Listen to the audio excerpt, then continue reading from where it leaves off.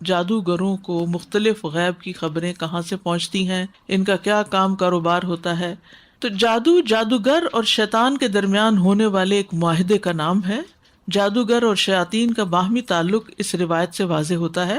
یہ روایت جو ہے صحیح بخاری میں موجود ہے۔ ابو ہریرہ کہتے ہیں کہ بے شک اللہ کے نبی صلی اللہ علیہ وسلم نے فرمایا، جب اللہ سبحانہ وتعالی آسمان پر کسی بات کا فیصلہ کرتے ہیں تو فرشتے اللہ کے فیصلے کو سن کر جھکتے ہوئے عاجزی سے اپنے بازو پڑپڑاتے ہیں، یعنی اللہ سبحانہ وتعالی سے حکم لے کر عاجز ہوتے ہیں، جھک جاتے ہیں اور کانپنے لگتے ہیں ایک طرح سے، گویا کہ صاف پتھر پر لوہے کی زنجیر کھینچی جا رہی ہو۔ یعنی فرش کے اوپر اگر زنجیر کھینچ رہے ہوں تو جس طرح کی آواز آتی ہے اسی طرح کی ان کے پڑپڑانے سے آواز آتی ہے۔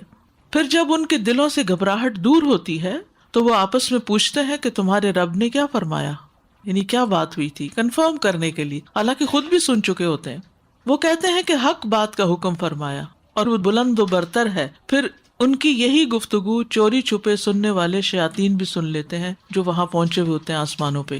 پھر وہ شیاطین کو ایک بات سن کر اپنے نیچے والے کو بتاتے ہیں، پھر وہ دوسرا اپنے نیچے والے کو، اور اس طرح وہ کلمہ ساحر یا کاہن تک پہنچ جاتا ہے، اور وہ انہوں نے سنا ہوتا ہے فرشتوں کی زبان سے۔ جو دنیا میں کوئی چیز ہونے والی ہوتی ہے یا کسی خاص انسان کے بارے میں کوئی حکم آ جاتا ہے، اس کی موت کا یا کسی تبدیلی کا، کبھی تو ایسا ہوتا ہے کہ اس سے پہلے کہ وہ کلمہ اپنے نیچے والے کو بتائیں آگ کا گولا انہیں آ دبوچتا ہے۔ شہاب ثاقب جس کا ذکر قرآن مجید میں آپ پڑھ چکے ہیں، وہ شہاب ثاقب اس کو جا پڑتا ہے اور وہ جن وہیں بھسم ہو جاتا ہے۔ اور کبھی ایسا ہوتا ہے کہ جب وہ بتا لیتے ہیں تو آگ کا انگارہ ان پر پڑتا ہے۔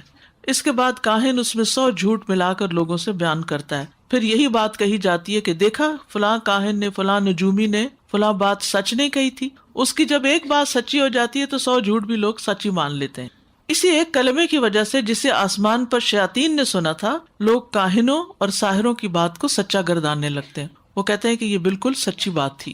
یاد رکھیے کہ جادو ایک خبیث اور شیطانی عمل ہے، یعنی جادو کفر بھی ہے، جادو میں شرک بھی ہے، جادو ایک شیطانی عمل ہے، جادو کبیرہ گناہ ہے۔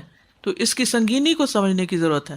یعنی ایک مسلمان اور جادو، یہ دو چیزیں آپس میں میچ نہیں کرتی۔ یہ شرک بھی ہے، یہ کفر بھی ہے، یہ کبیرہ گناہ بھی ہے، اور یہ خبیث عمل ہے، اور یہ شیطانی عمل ہے۔ اس لیے اس سے بچنے کی ضرورت ہے۔ اگر کسی کو آؤٹ آف کیوریوسٹی بھی سیکھنے کا شوق ہو تو ایسی چیزوں سے بالکل دور رہنا چاہیے اور سیکھنا بھی نہیں چاہیے۔ اور اگر کوئی ایسی بیماری یا تکلیف ہو گئی ہے کہ جو کسی طرح کے علاج سے قابو میں نہیں آ رہی، تو بھی ایسے لوگوں کے پاس جانے سے بچنا چاہیے کہ جو اس قسم کے کام کریں اور ایمان خراب کریں۔ اب جادوگر شیطانوں کو کس طرح انوالو کرتے ہیں؟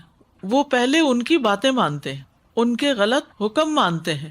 وہ شرک کرنے کو کہتے ہیں تو یہ شرک کرتے ہیں، اور وہ غلط قسم کی باتیں نعوذ باللہ اللہ تعالیٰ کے بارے میں یا اور اسی طرح پیغمبروں کے بارے میں یا دین کے بارے میں یا دین والوں کے بارے میں کرنے کو کہتے ہیں تو وہ ویسے ہی کرتے ہیں، کیونکہ اس کے بغیر وہ بات نہیں مانتے۔ یعنی پہلے وہ اپنی منواتے پھر اس کے بعد کام کر کے دیتے ہیں۔ تو بعض لوگ ہوتے ہیں نا، وہ کہتے ہیں فلاں عامل ہے، اس کے پاس موکل ہے اور اس کے ذریعے ہم فلاں اور فلاں کام کروا سکتے ہیں۔ تو اس سے بچنا چاہیے، کیونکہ وہ کس طرح کام لیتے ہیں، یعنی ایک معاہدہ ہوتا ہے دو طرفہ کہ تم ہماری یہ بات مانو پھر ہم تمہاری یہ بات مانیں گے، اور تم ہماری کیا مانو، نعوذ باللہ اللہ کو گالیاں دو مثلا، تو وہ کیا ہے، وہ اس کو پھر دینی پڑتی ہیں، اس کے بغیر وہ ہاتھ نہیں آتا، اور پھر وہ اسی طرح غلط طریقے اختیار کرتے ہیں۔ بعض اوقات آیات قرآنی کو پیریڈز کے خون یا کسی اور نجاست، پیشاب وغیرہ سے لکھتے ہیں، اسی لیے کہتے ہیں کہ جو پیڈز ہوتے ہیں ان کو پراپرلی ویسٹ کرنا چاہیے، خصوصاً اگر ان کے اوپر فریش بلڈ ہو تو ان کو ایسے ہی تھرو نہیں کرنا چاہیے، یا تو اس کو پانی کے نیچے تھوڑا کر دیں، یا پھر یہ ہے کہ سارے ملا کے ان کو جلا دیں یا کسی بھی طرح ان کو ڈسٹرائے کریں، ان کو ایسے کھلا نہ چھوڑ دیں، کیونکہ جنات یا جادوگر کسی طریقے سے یہ خون حاصل کرتے ہیں اور پھر ان سے وہ آیات لکھتے ہیں۔ اب یہ آیات کی کس قدر بڑی توہین ہے، جب وہ یہ کام کرتے ہیں تو پھر وہ جن ان کے قابو میں آتے ہیں۔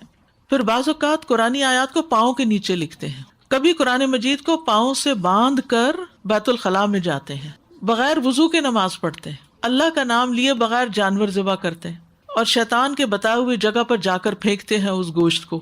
وہ کبھی آپ نے دیکھا ہوگا لوگ چھتوں پہ پھینک دیتے ہیں، کہتے ہیں چیلیں کھا لیں، اور صدقہ تو انسانوں کو زیادہ ضرورت ہے نا کھانے کی، جو غریب لوگ ہیں، نہ کہ چیلوں کو کھلانے کی، یا پھر کسی ایسے جنگل میں پھینکواتے ہیں جہاں ان کے چیلے ہوتے ہیں۔